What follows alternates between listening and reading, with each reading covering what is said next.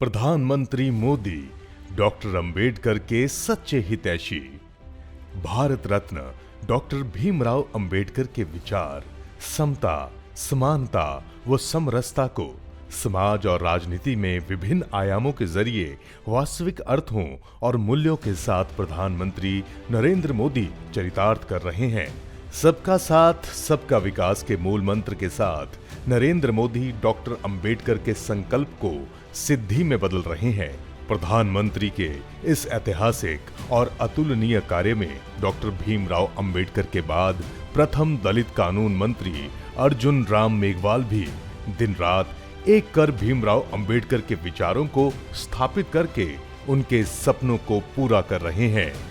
इस क्रम में मोदी सरकार ने भीमराव अंबेडकर के सम्मान में सबसे पहले उनके जीवन से जुड़े स्थानों को पंच तीर्थ के रूप में विकसित किया, जिससे सामान्य मानवी बाबा साहेब के स्थलों से जुड़कर उनके विचारों को जाने और उनसे प्रेरणा ले सके।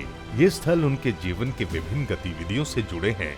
पंच तीर्थ इस प्रकार हैं: जन्मभूमि महू मध्य प्रदेश, शिक्षा भूमि डॉक्टर अंबेडकर मेमोरियल लंदन, दीक्षा भूमि नागपुर महाराष्ट्र, परिनिर्वाण भूमि डॉक्टर अंबेडकर राष्ट्रीय स्मारक national memorial 26 Alipur road Delhi, चैत्य भूमि मुंबई महाराष्ट्र। इस तरह मोदी सरकार ने भारत रत्न भीमराव अंबेडकर से जुड़े हुए स्थलों को विकसित कर उनकी स्मृतियों को संजोया है और ये पुनीत कार्य आजादी के इतने दिनों बाद मोदी सरकार के नेतृत्व में पहली बार हुआ। इसी क्रम में 15 जनपद नई दिल्ली स्थित डॉक्टर अंबेडकर अंतरराष्ट्रीय केंद्र का 200 करोड़ की लागत से निर्माण भी कराया गया। ये केंद्र डॉक्टर अंबेडकर व सामाजिक उत्थान से संबंधित अध्ययन के क्षेत्रों में अनुसंधान व विचारों का प्रचारित प्रसारित कर रहा है।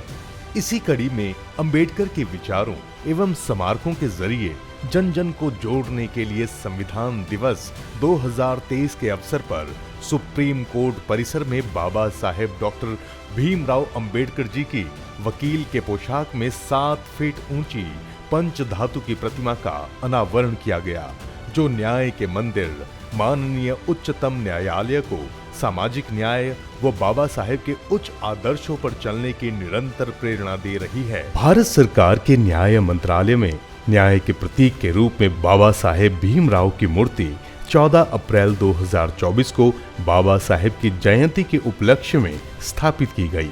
उल्लेखनीय है कि इस स्थान पर पहले पश्चिमी देशों में न्याय की देवी के रूप में उल्लेखित न्याय की मूर्ति स्थापित थी तथा भारतीय न्याय व्यवस्था एवं समानता के सिद्धांत से इस मूर्ति का संबंध नहीं था। मोदी सरकार का ये सिलसिला यहीं नहीं रुका। स्मारकों के साथ साथ सैकड़ों योजनाओं में भी दलित भाई बंधुओं का विशेष ध्यान रखा गया है। इसके लिए मोदी सरकार ने 112 योजनाओं की शुरुआत की है, जिसका सबसे ज्यादा फायदा देश के दलितों, पिछड़ों और आदिवासियों को मिल रहा है।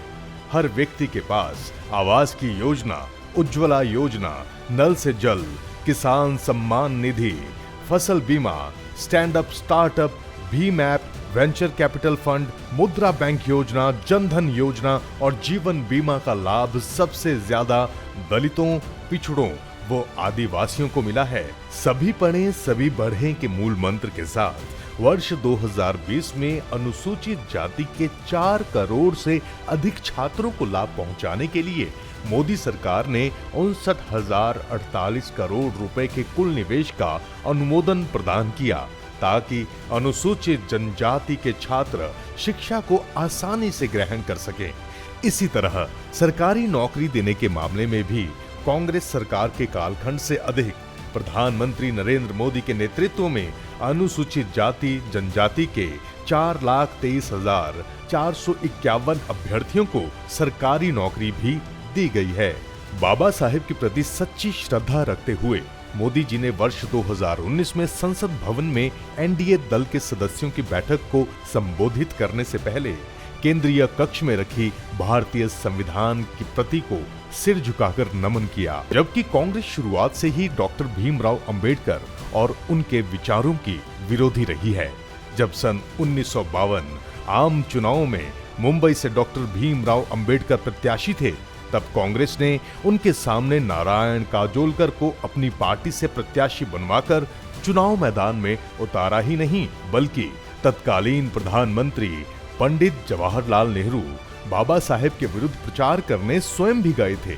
इतना ही नहीं, 1953 में भंडारा उपचुनाव में जब बाबा साहेब खड़े हुए, तब भी कांग्रेस ने श्री वानखेड़े को कांग्रेस प्रत्याशी बनाकर उन्हें संसद जाने से रोकने का काम किया।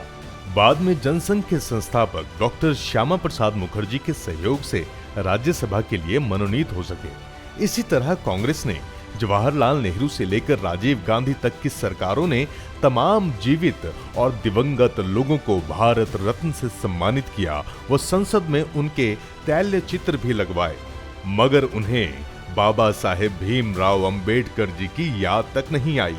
प्रधानमंत्री मोदी कई बार सार्वजनिक रूप से कह चुके हैं कि यदि वो आज देश के प्रधानमंत्री बने हैं तो उसका श्रेय बाबा साहब और उनके द्वारा निर्मित भारत के संविधान को जाता है। ऐसे में अनेक उदाहरणों से स्पष्ट है कि कांग्रेस के नेता हमेशा झूठे आरोप लगाते रहे हैं, जबकि भारतीय जनता पार्टी जनसंघ के समय से लेकर आज तक डॉक्टर अंबेडकर के विचारों और अनुसूचित जाति और अनुसूचित जनजाति समाज के लिए सदैव से निस्वार्थ भाव से पूर्ण समर्पित रही है। और नरेंद्र मोदी भी बाबा साहेब के विचारों के सच्चे हितैषी रहे हैं। जब वो साल 2010 में गुजरात के मुख्यमंत्री थे, तब संविधान के 60 वर्ष पूरे होने पर मोदी जी ने गुजरात के सुरेंद्र नगर में हाथी के ऊपर संविधान की एक प्रति को रखकर संविधान गौरव यात्रा आयोजित की थी, जिसका उद्देश्य संविधान निर्माताओं के प्रति आभार व्यक्त कर तथा उनके सपनों के भारत के निर्माण में प्रतिबद्धता व्यक्त की। इसके अलावा वर्ष 2015 बाबा साहेब की 125वीं जयंती को वर्ष भर कार्यक्रम आयोजित करके भव्य रूप में मनाने का निर्णय मोदी सरकार ने ही लिया। इसी क्रम में ऐतिहासिक निर्णय लेते हुए भारत सरकार ने 26 नवंबर को संविधान दिवस के रूप में घोषित किया। पहली बार संविधान पर भारतीय संसद में 2 दिन यानी कि 26 और 27 नवंबर 2015 तक चर्चा की गई। प्रधानमंत्री मोदी जी ने बाबा साहेब के बाद अर्जुन राम मेघवाल को दूसरा दलित कानून मंत्री बनाकर सामाजिक समरसता का सही मायने में संदेश दिया है। भारत की जनता के मन में यह स्पष्ट हो चुका है कि बाबा साहब और भारत के संविधान को यदि किसी ने सबसे ज्यादा सम्मान दिया है तो भारत के प्रधानमंत्री मोदी ने दिया है। और बाबा साहब के सपनों का भारत को बनाने में यदि कोई पूर्ण मनोयोग से लगा हुआ है तो वो युग नायक नरेंद्र मोदी जी ही हैं। आप मान के चलिए और मोदी के शब्द लिख के रखिए, बाबा साहब आंबेडकर खुद आ जाए तो भी संविधान खत्म नहीं कर सकते हैं। हमारा संविधान सरकार के लिए गीता है, रामायण है, महाभारत है, बाइबल है, कुरान है, ये सब कुछ हमारे लिए हमारा संविधान है। बाबा साहब का आंबेडकर की जन्म जयंती पर आप दोनों हाथ ऊपर करके मेरे साथ बोलिए, जय भीम, जय भीम, जय भीम।